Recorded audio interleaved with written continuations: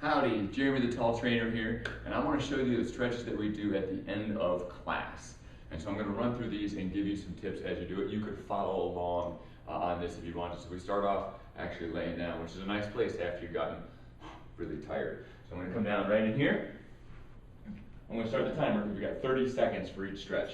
All right, so this first one, we're pulling the knee in towards us. Bottom leg is out straight. Toes are pulled back towards you. Heel is pressing away. You want to have a little bit of space under your lower back. Tailbone is pressing in, shoulders are pressing in. Posture is really straight, and you're pulling this leg in towards you.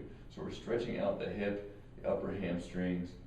You know, you're going to feel it all around in through there, depending on where you are tightest. So trying to maintain this good posture is going to be a big deal. So switch sides. So 30 seconds on each shot there. In a way, we're kind of practicing, the hip movement without moving in the spine. All right. So a lot of times, what happens is when people bend their hips, they bend their back too much. So we're using the floor to help us keep the back straight. So stick that chest out, squeeze our shoulders away from the ears, tailbone digging in, shoulder blades digging in again. A little space. Sometimes I tell people, imagine like there's a little ant choo-choo train going underneath your back. All right. So that can be helpful. Just a little bit of space in there. All right, now we're gonna cross the ankle over the knee, reach through, grab the bottom leg, so one arm goes through the window, one just goes around the outside, and you grab behind the thigh there. All right. If this is too tough, you can't quite reach, your legs are too tight for that, you can start off with this one here. So you just see the foot still on the ground. But if you can't reach and grab, if you start off, you're pretty tight, you need to be up in here, that's fine, but you're gonna try to work your way towards laying down. Once you have that, you're gonna start pulling it towards you more. All right, other side. So cross that ankle over, reach through, grab that bottom leg, pull it towards you. The leg that's on top here, you kind of flex those toes back towards the knee. As you're doing that, gets you a better stretch too. And don't be limited by how long your arms are. Start bending them and pulling that towards you. Oh, a little tight this morning. There we go. So this is really stretching the hip, stretching the glutes, external rotation in the hip there. So it's very, very helpful for lower back, knee pain, those kind of things. So we got those two.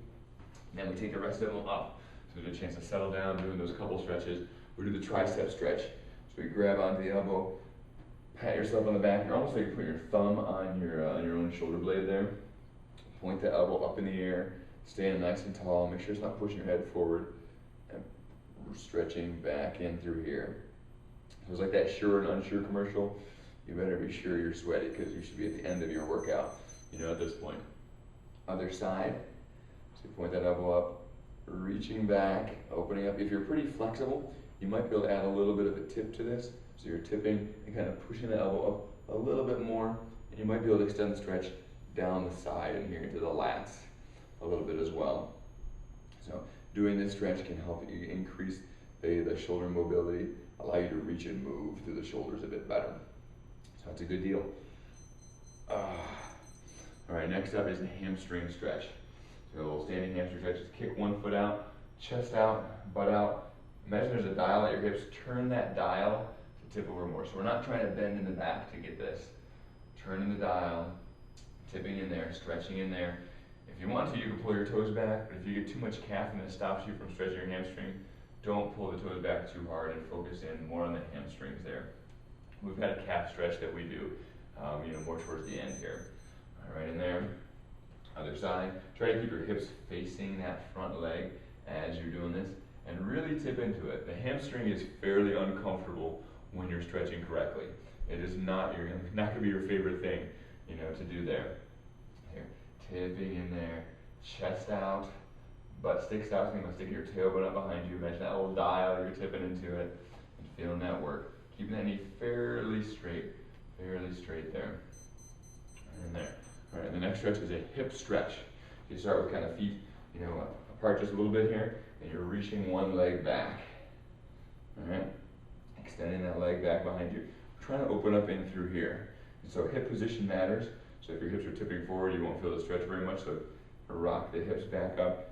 I usually start off in the initial stretch, and then I kind of drop the heel a little bit, ease that back, and try to get just a little extra stretch in there. If you spend any time sitting, this is a helpful stretch. Spin around this way, get the other side. So you're standing here, you're reach back, keeping posture upright. That should get that stretch across the front of the thigh there. All right, pressing, reaching, so you're kind of pushing this hip forward while simultaneously reaching that heel back. That also creates some of that stretch. You can tighten the glute on this side to help improve the quality of the stretch, so a little squeeze in there. All right, next up is a quad stretch. So you use the wall usually to balance on for this one. Grab onto the ankle, point that knee down, abs pulled in tight, and push the hips forward. All right. Knee points down, abs tight, push the hips forward, stretching along the front of the thigh, right in through here. Big stretch through there. If you're pretty flexible, you can almost imagine like you're bringing that knee behind your hip. So you're pushing the hip forward, knee goes behind the hip. But make sure you're not starting to arch your back as you do that. That's pretty common. All right. I know a lot of people can do this without using the wall, but I do recommend people use the wall because does not have to be a time to think about your balance. This is a time to think about your stretch. All right. Point that knee down, push the hip forward. We want to make sure that our balancing is not decreasing the quality of our stretch. So use the wall to help yourself out there. Point that knee down, push the hips forward, abs in tight. I used to think this is all about trying to get the heel to your butt, but truthfully you can not stretching at all like this. When you bring that knee back, you get a whole lot more. All right, the next one is going to be a calf stretch. So you put your both hands on the wall, one foot back behind, one foot out in front, and you're pressing this back heel towards the ground there. Notice how the foot's straight ahead. A lot of times people will get this kind of angle with their foot. Make sure you straighten that sucker out, press that heel down. It shouldn't quite be able to get to the floor. If it can, bend your front leg more so you're drifting towards the wall a little bit extra on this one. All right, I'll show you a little bit. I'll pretend the wall's over here. Show you from this side. So you're pressing that heel down. This knee is bent, arms on the wall. You're pushing on the wall to create some extra tension for that calf. It's a strong, strong muscle. Just trying to get that to stretch really, really well in there. Calf tightness causes foot pain, knee pain all the time. So I want to make sure you're spending this quality time stretching. So really getting into it. Bend that front knee if you need to sink deeper into that stretch. All right, the last one is the chest stretch. So we go arm up on the wall, step forward with the outside foot, drop your shoulders down, puff the chest out, and turn away from it just slightly. Just slightly there. So I usually put my hand, near head level. That gets my elbow around the same level as my shoulder.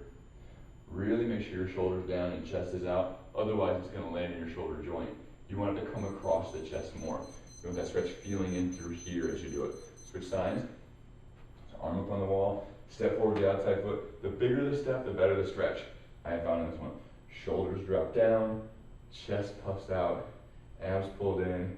You turn away a little bit. Oh, nice stretch. Reaching in through here as you're doing it. Feel that reaching. So not here, not here. Pulling through. If you feel it down in here or down the arm, you don't have it right. Focus on dropping the shoulders more, puffing the chest out more. So those are our stretches. It's a good basic routine. Are there more stretches that you should do? Probably. But we try to maximize our time in class, and so that is a good starting point. So hit those stretches regularly and see what happens. Make sure you don't miss the opportunity of this beautiful warm-up that you do, called a workout, that gets you really ready for an awesome stretch. So make sure every time you work out, anytime you run, things like that, you are finishing off with a good quality stretch. You will appreciate it. One of the greatest feelings you can have is mobility. Mobility equals feeling younger. All right? And most of us don't mind the idea of feeling younger. So invest the time in stretching. It will come back to you, in a wonderful, wonderful way. So there's a sample right there of something that you could do regularly. So Jeremy, the Tall Trainer, saying have fun, be safe.